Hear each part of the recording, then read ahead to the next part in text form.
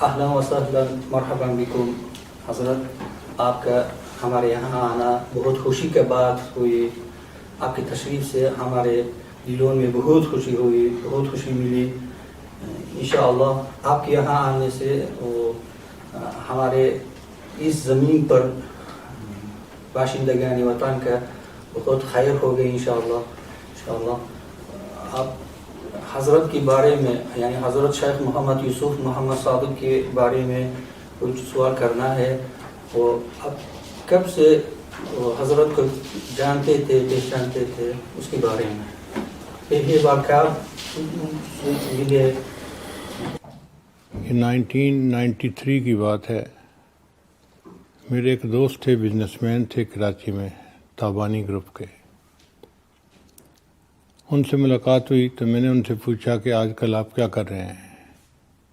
وہ کہنے لگے کہ میں ازبکستان کے اندر اپنا بزنس کر رہا ہوں، کچھ چیزیں ہیں جو میں وہاں سپلائی کرتا ہوں اور وہاں کی کچھ چیزیں میں واپس لاتا ہوں ملکوں میں. میرا وہاں پر آفس ہے اور اگر آپ وزٹ کرنا چاہتے ہیں بخارا اور سمرقند تو میں آپ کا ویزا لگوا سکتا ہوں. تو مجھے تو بہت دلی خوشی ہوئی کہ میرے لیے یہ گولڈن اپارچونیٹی تھی.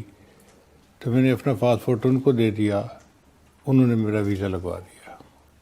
تو 1993 میں شاید جولائی اگست کا مہینہ تھا کہ مجھے یہاں آنے کا موقع ملا. یہاں آنے کے 1-2 دن کے بعد یہ محسوس ہوا کہ مجھے یہاں پر سب سے پہلے مفتی اعظم سے ملاقات کرنی چاہیے. تو میں نے کسی سے پوچھا کہ مفتی اعظم صاحب کا نام کیا ہے. انہوں نے بتایا کہ محمد یوسف محمد صادق. تو ایک شاعر تھے یہاں پر، ادیب بھی تھے، ان کا نام تھا دادا خان نوری. ان سے میری ملاقات ہوئی. وہ اردو لینگویج جانتے تھے تو ان کے ساتھ میں اچھی طرح بات چیت کر سکتا تھا. وہ مجھے اپنی گاڑی میں لے کے ٹلہ شیخ مسجد تھی یہاں، اس کے قریب آفس تھا مفتی اعظم صاحب کا، وہاں پر آئے. تو میری جب حضرت مفتی صاحب سے پہلی ملاقات ہوئی تو وہ اپنے آفس میں تھے. انہوں نے مجھے بلایا، میں ان کو ملا. انہوں نے مجھ سے پہلا کویشچن یہ پوچھا، آپ کہاں سے ہیں؟ میں نے بتایا کہ میں پاکستان سے آیا ہوں. آنے کا مقصد کیا ہے؟ میں نے کہا کہ یہ وہ ملک ہے جس میں ہمارے بڑے بڑے اکابرین گزرے ہیں، امام بخاری رحمۃ اللہ علیہ، امام ترمذی رحمۃ اللہ علیہ، اور مشائخ نقشبند میں حضرت خواجہ بہاؤالدین نقشبند بخاری رحمۃ اللہ علیہ، حضرت خواجہ عبید اللہ احرار رحمۃ اللہ علیہ. تو ان حضرات کی محبت کی وجہ سے میں ان کی جگہوں کو دیکھنے کے لیے آیا ہوں. تو یہ بات سن کے وہ بہت خوش ہوئے. پھر انہوں نے مجھ سے پوچھا کہ آپ نے نقشبندی سلوک کہاں سے سیکھا؟ میں نے بتایا کہ میں نے اپنے شیخ سے پاکستان میں سیکھا. تو انہوں نے پھر مجھ سے پوچھا کہ اس سلوک کی خاص بات کیا ہے؟ میں نے انہیں بتایا کہ ہر عمل کو سنت کے مطابق کرنا اس سلوک کی ایک خاص چیز ہے. ہر عمل میں، کھانے میں، پینے میں، لباس میں، رفتار، گفتار، ہر چیز میں سنت کا خیال رکھنا یہ اس سلے کی امتیازی خصوصیت ہے. اس پہ وہ مسکرائے اور کہنے لگے کہ اچھی بات ہے، چونکہ بدعات سے بہت ڈر لگتا ہے. پھر انہوں نے چائے منگوائی اور مجھے چائے پلائی. میں نے ان سے کہا کہ مفتی صاحب آپ اتنا تکلف کیوں کر رہے ہیں؟ تو انہوں نے فوراً حدیث پاک پڑھی، اذا اتاکم کریم قوم فاکرموہ. تو مجھے بہت خوشی ہوئی کہ اللہ تعالیٰ نے مفتی صاحب کو بہت راسخ علم دیا ہے کہ وہ موقع کے مناسب دلائل جو ہیں وہ احادیث ہی سے دیتے ہیں. تو پھر وہ مجھے کہنے لگے کہ آپ اس ملک میں جہاں چاہتے ہیں جائیں اور سنت کے مطابق جو بات بھی کریں گے ہم لوگ اس کو قبول کرنے کے لیے تیار ہیں. پھر انہوں نے اپنے شاید نائب مفتی سے یا کسی سے کوئی بات کی اور اس کے بعد ہم پھر یہاں سے وادی فرقانہ گئے، نمنکان اندجان، مرغینان، تو وہاں کے علماء سے اور مشائخ سے ملاقاتیں ہوئی. میں نے ان لوگوں کے اندر بہت علمیت دیکھی، علم کی قدردانی دیکھی. وہ لوگ اکثر کھانے کے وقت میں مجھ سے کویسچن پوچھتے تھے تصوف کے بارے میں، اور میں نے جو اپنے مشائخ سے سنا ہوتا تھا میں اس کے متعلق جواب دیتا تھا. مگر جب ان کی تشفی ہو جاتی تھی تو وہ لوگ اتنا خوشی کا اظہار کرتے تھے کہ جیسے انہیں کوئی ہیرے موتی ہاتھ میں آ گئے ہیں. پھر جب وادی فرغانہ کا ٹور کر کے ہم لوگ واپس آئے 1 ہفتے کے بعد، تو پھر انہوں نے مجھے مشورہ دیا کہ اب آپ سمرقند اور بخارا کا بھی چکر لگائیں. تو مجھے پھر وہاں بھی جانے کا موقع ملا. میں نے مختلف مشائخ کی قبور کو بھی دیکھا، اور جو مساجد کے ائمہ حضرات تھے ان سے ملاقاتیں بھی ہوئیں، جو مفتی حضرات تھے ان سے ملاقاتیں ہوئیں. تو میں نے ایک خاص چیز دیکھی کہ یہاں کے علماء میں علم کی بہت طلب ہے، بہت جستجو ہے، اور جب ان کو کوئی نیا نقطہ ملتا، علمی نقطہ، تو اس پر وہ بہت خوشی کا اظہار کرتے. تو مجھے محسوس ہوا کہ واقعی اللہ نے ہمارے مشائخ کی اولادوں میں بھی علم کی قدردانی رکھی ہوئی ہے. بہت زرخیز زمین ہے. تو میں اس وقت تقریباً 3 مہینے ازبکستان کے اندر رہا، چونکہ میرا ویزا 3 مہینے کا تھا. پورے 3 مہینے میں نے یہاں پر گزارے، اور پھر میں یہاں سے گیا. یہ میری مفتی صاحب سے پہلی ملاقات تھی 1993 میں. پھر اس کے بعد دوسری ملاقات بہت سرسری تھی، وہ حرم شریف میں ہوئی. یہ وہ وقت مت تھا کہ جب اس وقت کے جو پریزیڈنٹ تھے اسلام کریموف، ان کے ساتھ مفتی صاحب سعودی عرب گئے تھے. تو انہوں نے احرام باندھا ہوا تھا، عمرہ کیا، اور ان کے ساتھ کافی پولیس تھی اور جیسے پروٹوکول ہوتا ہے. مگر ان کی یہ چاہت تھی کہ وہ پریزیڈنٹ کو بیت اللہ شریف کے اندر لے کر جائیں تاکہ وہ اس کے لیے دعا کر سکیں. تو میں نے ان کو دیکھا کہ اس بارے میں وہ بہت فکر مند تھے، اور بالآخر انہوں نے سعودی لوگوں کو اس بات پہ راضی کر لیا. تو خاص ان کے لیے بیت اللہ کا دروازہ کھولا گیا، اور مفتی صاحب پریزیڈنٹ صاحب کو لے کر بیت اللہ کے اندر گئے، اور وہاں جا کے انہوں نے اس ملک کے لیے دعائیں کی. تو میرے دل میں ان کی قدر و منزلت جو تھی وہ پہلے سے اور زیادہ ہو گئی. میں نے مفتی صاحب کو دیکھا ہے کہ وہ بہت ہی مسکراتے چہرے کے ساتھ رہنے والے بندے تھے. ہر وقت ان کے چہرے پہ مسکراہٹ ہوتی تھی. علمی طور پہ بہت پختہ تھے. جب کوئی بات کرتا تھا اور اس کی بات میں کوئی کمزوری ہوتی تھی تو اس کو فوراً بتاتے تھے کہ یہاں ایسے نہیں، ایسے ہے، اور واقعی بڑوں کو ایسے ہی ہونا چاہیے. مگر شفقت بہت زیادہ تھی، لہٰذا مجھے ان سے شروع سے ایک محبت کا تعلق ہو گیا جو زندگی بھر رہا. ایسی شخصیات دنیا میں بہت کم آتی ہیں. اللہ تعالیٰ ان کی محنتوں کو قبول فرمائے، اور انہوں نے اس ملک کے لیے اور یہاں کے عوام کے لیے جو کوششیں کیں وہ قدردانی کے قابل ہیں. اللہ ان کو جزائے خیر عطا فرمائے. وہ ان کے خدمات صرف ازبکستان کے نہیں تھا، وہ ازبکستان سے باہر میں بھی ان کے خدمات تھے، عربی ملکوں میں بھی، باہر میں بھی علماء سے بھی ملاقات ہے. وہاں بھی آپ کا ایسے علمی مجلسوں میں بھی ملاقات ہوئی، تصوف کی بارے میں مجلسوں میں بھی ملاقات ہوئی. جی، ایک کانفرنس لیبیا میں ہوئی تھی، تصوف کانفرنس. تو وہاں پر میرا جانا ہوا. تو میرے پاس ایک کتاب تھی التصوف والسلوک، جو میں نے لکھی تھی، عربی میں تھی. تو مفتی صاحب نے مجھ سے پوچھا کہ اس کی یہ آپ کے ہاتھ میں کیا کتاب ہے.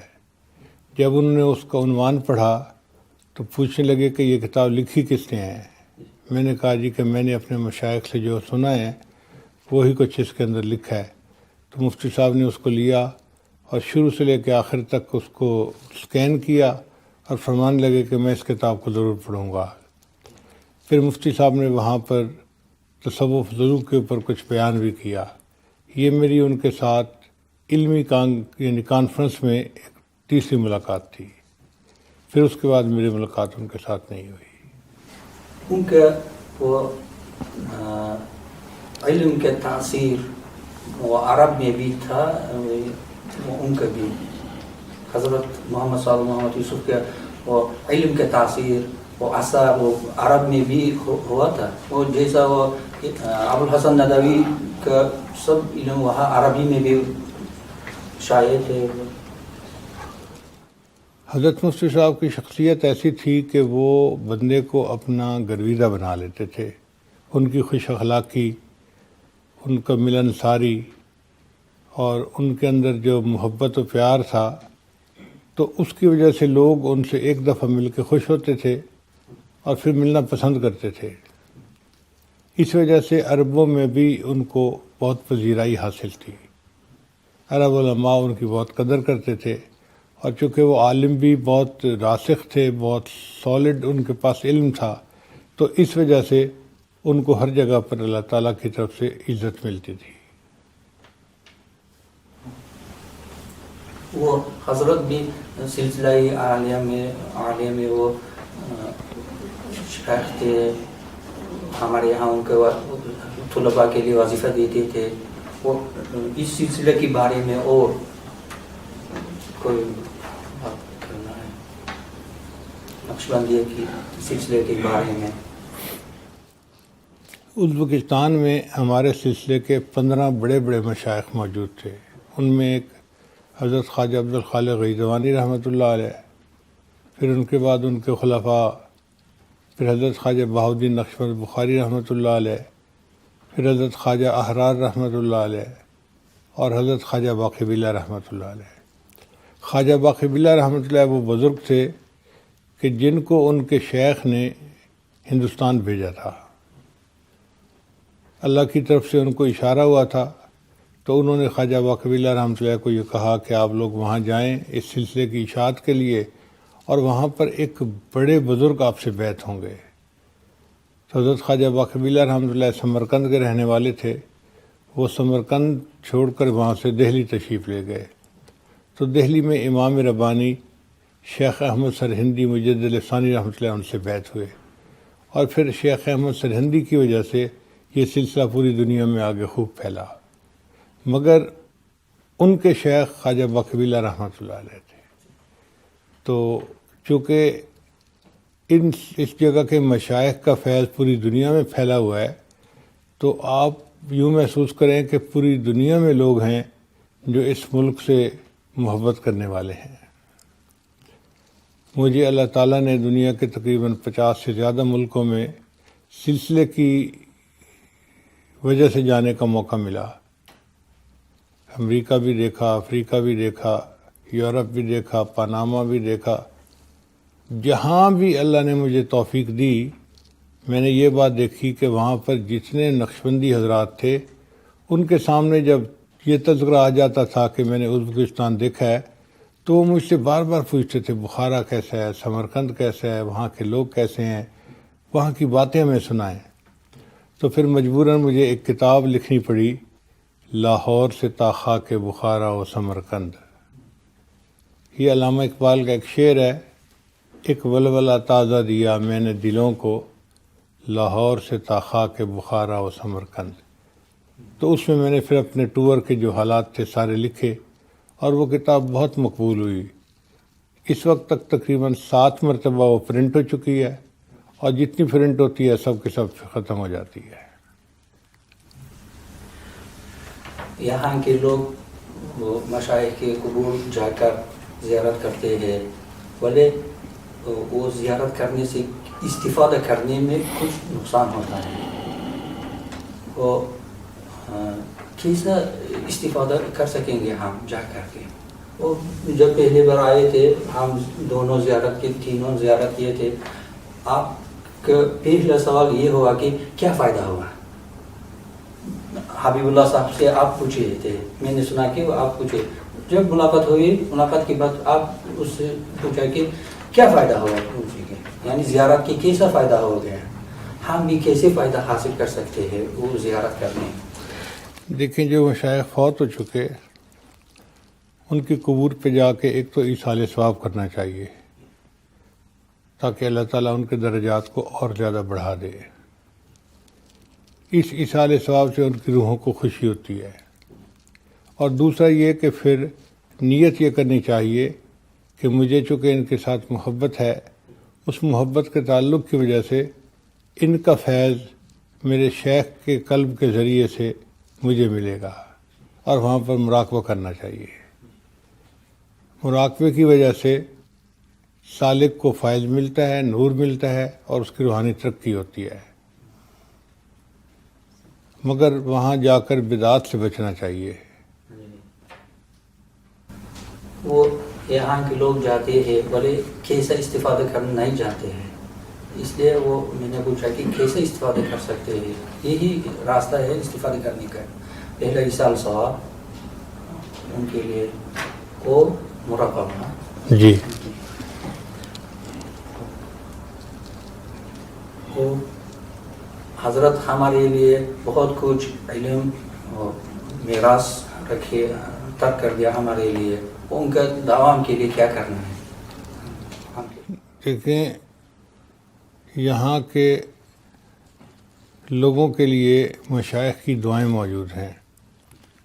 جو بڑے بڑے مشائخ گزرے، انہوں نے اپنی زندگی میں اپنی اولادوں اور نسلوں کے لیے بہت دعائیں مانگی ہوں گی، اور یقیناً ان کی دعائیں اللہ کے ہاں قبول ہوئی ہوں گی۔ تو دعائیں تو آلریڈی موجود ہیں، اب یہ حضرات تھوڑی سی محنت کر کے ذکر کو بڑھائیں اور ذکر کو اچھی طرح سے کریں، تاکہ ذکر کی وجہ سے نسبت کا نور سینے میں منتقل ہو جائے۔ جب نور سینے میں منتقل ہو گیا، اذا دخل النور انفتح، جب نور سینے میں داخل ہوتا ہے تو پھر شرح صدر نصیب ہو جاتی ہے۔ تو اگر باہر کے لوگوں کو فرض کرو 100 سٹیپ محنت کرنی پڑتی ہے، تو یہاں کے لوگوں کو تو 10 سٹیپ محنت کرنے پہ وہ نعمت مل جائے گی، کیونکہ یہ ان بزرگوں کی اولادوں میں سے ہیں، اور ان کے لیے یہ نعمت گھر کی نعمت ہے۔ اس کے دوام کے لیے بس ان کے علمی جو شوق تھا اس کو دلوں میں پیدا کرنا، اور رجوع اللہ، انابت اللہ اختیار کرنا، کیونکہ جب اللہ تعالیٰ کی مدد کسی کام میں شامل ہوتی ہے تب وہ کام پایہ تکمیل تک پہنچتا ہے۔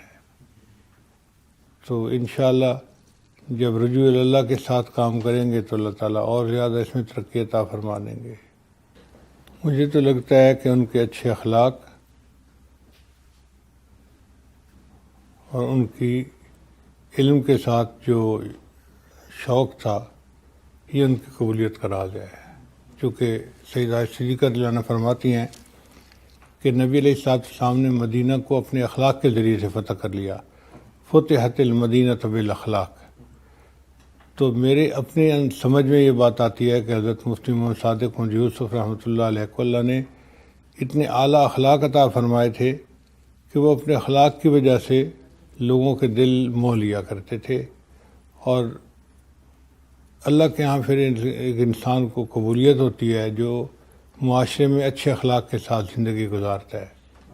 وَأَمَّا مَا يَنْفَعُ النَّاسَ فَيَمْكُثُ فِي الْأَرْضِ، جو انسانوں کی بھلائی کے بارے میں سوچتا ہے، اللہ اس کے قدم زمین میں جما دیتے ہیں۔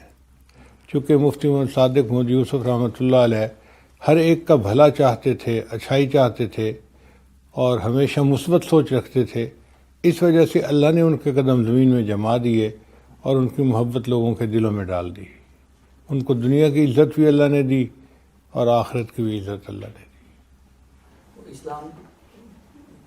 اسلام کے لیے بہت خدمات کیے تھے حضرت شاہ محمد صاحب محمد یوسف،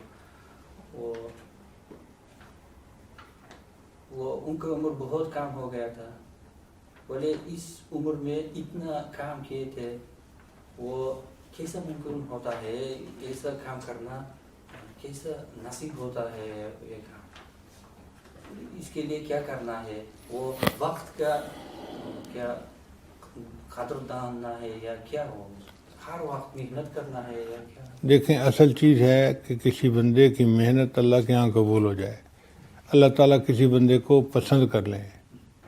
جب وہ کسی بندے کی محنت سے خوش ہوتے ہیں، اس کے اخلاص سے، اس کے مجاہدے سے، تو پھر اللہ تعالیٰ راستے ہموار کر دیا کرتے ہیں، تھوڑے وقت میں اس سے زیادہ کام لیا کرتے ہیں۔ آپ دیکھیں امام بخاری رحمۃ اللہ علیہ نے تھوڑے عرصے میں کتنا بڑا کام کیا کہ آج پوری دنیا میں ان کی کتاب کے بارے میں کہا جاتا ہے کہ یہ اصح الکتب بعد کتاب اللہ، اللہ کی کتاب کے بعد دنیا کی سب سے زیادہ صحیح ترین کتاب ہے۔ اور بھی مشائخ کو اگر دیکھیں تو ان کی عمریں بہت لمبی نہیں رہیں، مگر ان کے کام میں برکت ایسی ہو گئی کہ تھوڑے وقت میں زیادہ کام کر لیا۔ تو میرا اپنا ذاتی خیال یہی ہے کہ حضرت مفتی محمد صادق محمد یوسف کو اللہ تعالیٰ کی طرف سے قبولیت نصیب تھی، جس وجہ سے انہوں نے علمی کام بھی کیا، سیاسی کام بھی کیا، اور یہاں کے علماء کو انہوں نے بہت اچھی گائیڈنس بھی دی، اور ہم محسوس کرتے ہیں کہ وہ اپنے پیچھے بہت اچھی یادیں چھوڑ کر گئے۔ Shayx Muhammad Sodiq Muhammad Yusuf hazratlarini boshqa olimlarda uchratmaydigan o'ziga xos xislatlari haqida gapira olasizmi? سب علماء میں ایک خصلت ہوتا ہے، ایک چیز ہوتا ہے جو دوسرے لوگوں میں بہت کم ملتا ہے۔ حضرت میں بھی ایسا ہوا ہے، شیخ محمد صاحب۔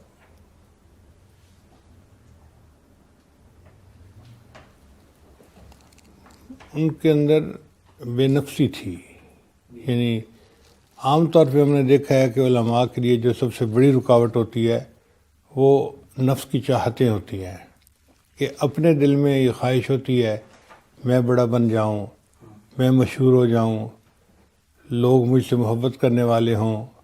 وہ جو میں ہوتی ہے نا، وہی چیز رکاوٹ ہوتی ہے۔ جس عالم کے اندر سے یہ میں نکل جاتی ہے اور اس کو شہرت نہیں چاہیے، اس کو دنیا میں واہ نہیں چاہیے، بلکہ اللہ کی رضا چاہیے، پھر اس کو اللہ کے یہاں قبولیت ہوتی ہے۔ تو مفتی محمد صادق محمد یوسف رحمۃ اللہ کے اندر یہ چیز خاص تھی کہ ان سے بات کرتے ہوئے محسوس بھی نہیں ہوتا تھا کہ یہ کوئی اتنے بڑے مرتبے کے آدمی ہیں۔ وہ اس طرح ملتے تھے جیسے ایک دوست دوسرے دوست کے ساتھ مل رہا ہوتا ہے۔ تکلف نہیں تھا، بناوٹ نہیں تھی، بے ساختگی کے ساتھ زندگی گزارتے تھے۔ Olim inson sifatida yoshlarga nasihatlaringiz? Omonatlar yoshlarga nasihat. ہمارے علاقے کے لوگوں کے نصیحت چاہتے ہیں، کیا نصیحت کریں، کیا ہم کے لیے کیا کرنا ہے؟ Movarounnahar yoshlarga nasihat. Qanaqa yo'l tutsa ular mana shunday olimlar, zabardast olimlar chiqadi va islomni yanada rivojlantirishga hissa qo'shadi. اسلام کی رواج کرنے کے لیے ہم کے لیے کیا نصیحت کریں گے، وہ کہتے ہیں کہ کیا کرنا ہے ہم؟ وہ مولانا اشرف علی تھانوی رحمۃ اللہ علیہ اپنے وہ ملفوظات میں نے پڑھ لیا تھا، وہ راستہ جاننا بھی الگ چیز ہے، بہت الگ چیز ہے۔ راستہ نہیں جاننا بھی وہ گمراہی ہے۔ ایک مثال کے طور پر وہ ٹرین میں جا رہے تھے، ان کے یہاں ایک شخص تھا، انہوں نے کہا کہ حضرت سے پوچھا کہ آپ کہاں جا رہے ہیں؟ کہا کہ میں لکھنؤ جا رہا ہے۔ وہ گڑبڑ ہو گئی، کیوں؟ حضرت پوچھے کہ آپ کیوں گڑبڑ؟ میں وہ کیا سہارنپور جاننا چاہتا تھا یا وہ دوسری طرف جاننا چاہتا تھا۔ وہ بہت گڑبڑ ہو گئے۔ وہ اس میں لکھا ہوا کہ وہ راستہ جاننا بھی ایک الگ چیز، مہم چیز ہے۔ ہم اس راستے کو کیا کرنا ہے، یہ راستہ کیا ہے؟ میرا جو اپنا مشاہدہ ہے، یہاں کے علماء کے پاس علم میں رسوخ موجود ہے۔ اللہ تعالیٰ ان کی محنت کو قبول کرے۔ بس اب جو چیز مطلوب ہے وہ یہ کہ یہ سنت کے مطابق محنت کر کے اپنی اولادوں کو نیکی پر زندگی گزارنے کی ترغیب دیں، ان کو برانگیختہ کریں کہ وہ ہر عمل میں سنت کا خیال رکھیں اور اس کے لیے کوشش کریں۔ اس کی وجہ سے یہاں پر ان کی ترقی ہوگی اور ان کے اندر اور بھی زیادہ قبولیت آ جائے گی۔ سبحان ربی العلبہب اللہم صلی علی سیدنا محمد وعلی آل سیدنا محمد وبارک وسلم۔ ربنا آتنا فی الدنیا حسنۃ وفی الآخرۃ حسنۃ وقنا عذاب النار۔ ربنا ظلمنا انفسنا وإن لم تغفر لنا وترحمنا لنكونن من الخاسرين ربنا لا تزغ قلوبنا بعد إذ هديتنا وهب لنا من لدنك رحمة إنك أنت الوهاب اللهم حبب إلينا الإيمان وزينه في قلوبنا وكره إلينا الكفر والفسوق والعصيان اللهم اجعلنا من الراشدين۔ اے رب کریم، ہم آپ کے عاجز مسکین بندے ہیں، ہمارے گناہوں کو معاف فرما، خطاؤں سے درگزر فرما، عیبوں کی پردہ پوشی فرما۔ اے اللہ، مقامی حضرات دل محبت کے ساتھ پیش آئے، اس کے بدلے ان کو اپنی سچی محبت نصیب فرما۔ اللہ، اس ملک پر اپنی کروڑوں رحمتیں نازل فرما، جتنے یہاں کے عوام ہیں ان کو امن سکون کی زندگی نصیب فرما۔ اے اللہ، ان کے رزق میں برکتیں عطا فرما، عزت میں برکتیں عطا فرما، ان کے کاموں میں برکتیں عطا فرما۔ اے اللہ، جو کمیٹی یہاں آنے والے لوگوں کے لیے انتظامات کر رہی ہے، اللہ ان کی محنت کو قبول فرما۔ اللہ، الہلال کمپنی کے جو اونر ہیں، اللہ ان کو اپنے مقبول بندوں میں شامل فرما۔ اے اللہ، ان کے کام کے اندر اور زیادہ تقویت عطا فرما۔ پروردگار عالم، رحمت کا معاملہ فرما، ہماری ان دعاؤں کو اپنی رحمت سے قبول فرما۔ اے اللہ، مقامی اس وقت کی جو حکومت ہے، انہوں نے آنے والے مختلف ملکوں کے علماء کے لیے ویزے کھول دیے اور آنے کے راستے ہموار کر دیے۔ اللہ، ان کی اس کوشش کو قبول فرما اور اس کے بدلے ان کو بہترین اجر اور جزا عطا فرما۔ پروردگار عالم، اس جگہ کو جیسے پہلے زمانے میں دنیا کا مرکز تھی، دوبارہ پھر مرکز بنا اور لوگوں کے دلوں کو اس کی طرف متوجہ فرما اور ہماری ان دعاؤں کو اپنی رحمت سے قبول فرما۔ ربنا تقبل منا انک انت السمیع العلیم تب علینا انک انت التواب الرحیم۔ صلی اللہ تعالی علی حبیبہ سیدنا محمد و آلہ و اصحابہ اجمعین برحمتک یا ارحم الراحمین۔